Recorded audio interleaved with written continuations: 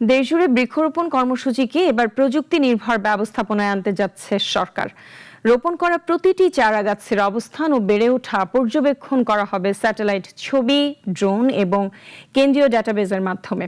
আগামী 5 বছরে 25 কোটি গাছ লাগানো, 3.5 লাখ সবুজ কর্মসংস্থান সৃষ্টি এবং 10,000 নতুন নার্সারি উদ্যোক্তা গড়ে তোলার পরিকল্পনার কথা জানিয়েছেন বন ও পরিবেশ মন্ত্রী।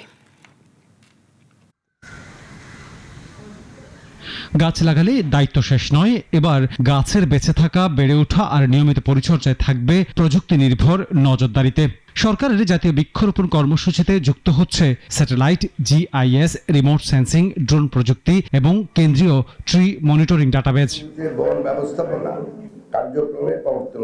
বিশ্ব পরিবেশ দিবস, পরিবেশ মেলা 2026 এবং জাতীয় বৃক্ষরোপণ অভিযান উপলক্ষে সচিবালয়ে আয়োজিত সংবাদ সম্মেলনে এই তথ্য জানান পরিবেশ, বন ও জলবায়ু পরিবর্তন মন্ত্রী আব্দুল আওয়াল মিন্টু। তিনি বলেন, আগামী 5 বছরে সারা দেশে 25 কোটি বৃক্ষরোপণের মহাপরিকল্পনা বাস্তবায়ন করবে সরকার।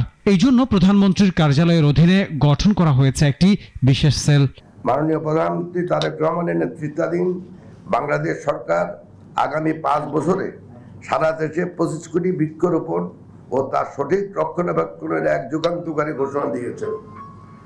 সরকারের নির্বাচনী ইশতেহারের 2026 বাস্তবায়নের লক্ষ্যে এই মহাপরিকল্পনা সফল করতে প্রধানমন্ত্রীর কার্যালয় কর্তৃক জাতীয় পর্যায়ে একটি বিশেষ সেল গঠন করা হয়েছে। পরিবেশ মন্ত্রী জানান, প্রতিটি রোপিত গাছের অবস্থান, বৃদ্ধি ও টিকে থাকার তথ্য সংরক্ষণে চালু হবে কেন্দ্রীয় ন্যাশনাল ট্রি ডাটাবেজ ও tree monitoring system.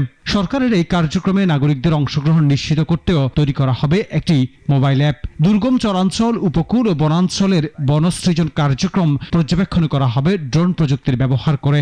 National tree database তৈরি করা, ড্রোন প্রযুক্তির ব্যবহার, সবুজ কর্মসংস্থান সৃষ্টি। পরিকল্পনার আরেকটি গুরুত্বপূর্ণ দিক হচ্ছে সবুজ অর্থনীতি।